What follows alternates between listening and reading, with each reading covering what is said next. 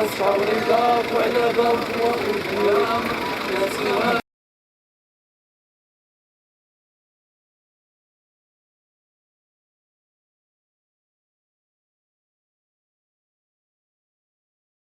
الرحمن الرحيم. عزاؤنا وحيد العائله ديال السي احمد الصعري، الله يولي برحمه الله عائلته الصغيره والعائله ديالو الكبيره، وانا لله وانا اليه راجعون. ذكريات كبيره كتجمعنا مع هذا الفنان اللي كنعتبره استاذ، هو الاب الروحي ديال جميع الفنانين المغاربه، لان من نهار حلينا عينينا لقينا السي احمد الصعري هو الوحيد اللي كان مكلف بلي كاستينغ ديال الفنانين، وكان مكلف حتى بتنفيذ بعض الانتاجات الدراميه.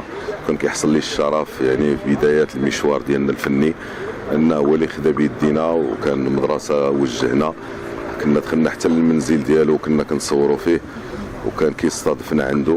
فمره اخرى كنقولوا الله يرحمه، ونداء كذلك المسؤولين على الحقل الفني شويه العنايه ببعض الفنانين خصوصا الرواد اللي كيتساقطوا، بداوا يتساقطون اوراق الخريف. صراحه هذه سنه ديال الله سبحانه وتعالى، ولكن الالتفاته ولو انها تكون معنويه والاخذ بيدهم وكلمه طيبه. وفي الاخير كنعزيو الناس كاملين وكنقولوا انا لله وانا اليه راجعون. نعم، كما كتبقى انه فنان كبير لكن ما خداش حقه، وكانت الظروف عايشه شويه صعبه. هو الحق يعطيه الله سبحانه وتعالى، عن اي حق نتكلم، هل هو حق معنوي ام حق مادي؟ فاللي كنقولوا الواحد ياخذ غير الحق المادي، غير الابتسامه الطيبه والمواساه، وتسول فيه ونسول فيك، لان هي الموت سنه طبيعيه، ناموس وقانون ديال الله سبحانه وتعالى. ولكن ملي كنتآزروا بعضياتنا وكنتلاقاو بعضياتنا، فهذاك هو المواساه، وهذاك هو الحق الكبير اللي كيتسناه كل فنان في اي مجال من المجالات، سواء الدراميه او المسرحيه او التشكيليه او جميع مناحي الفن. هذا هو الحق ديالنا الكبير. كان صديقي وكان الرفيق ديالنا في درب الفن، كان مساعد ديالنا، كان مدعم ديالنا، كان السي احمد الصعري. ما يمكنش ما تكون عندك مشكله وتعيط لهم ما يحلهاش كيف ما بغات تكون. يعني الصعري كما كنا كنقولوا عليه باسبارتو. السي احمد الصعري كان قوه كبيره اللي افتقدها الميدان الفني، وصعيب باش نلقاو شي احمد الصعري اخر. فالله يرحمه ويوسع عليه. واخا كان بعض الخطرات كتولي يدك ما قادش دير حتى حاجه مع مرض من الامراض الصعبه ما كتلقاش لها الحل، واخا تعطي عليه الفلوس، واخا دير اللي درتي ما كتلقاش لها الحل.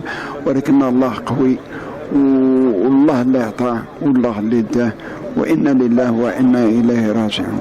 سي حسن، نقدروا نقولوا لقى واحد شويه الايمان خلال الفتره ديال المرض ديالو اللي شوف، ما غنقولش لك لا الاهمال ولا والو، ولكن الله سبحانه وتعالى ابتلاه بالمرض. وكل واحد عنده مرض اخر. فالميدان الفني هو مريض ككل، فما نلوموش الناس، وخاصنا نلوموا الناس اللي عارفين اشنو خصهم يديروا الفنان. الله يرحمه، الله يرحم سيدي احمد، الله يرحم الاستاذ ديالنا، الله يرحم المعلم ديالنا. رجل عاش عفيفا ومات عفيفا، لم يستجدي احدا، قصرنا في حقه، لا مجتمع مدني، لا جمهور، لا طلبه ديالو، لا مؤسسات، كل شيء قصر في حق ذاك الرجل. رموه وكأنه شي حاجة اللي هي ماشي جبت العار، في حين أنه كان فنان كبير. الله يرحمه ويستر عليه، والله يسمح لينا منه، الله يسمح لينا منه.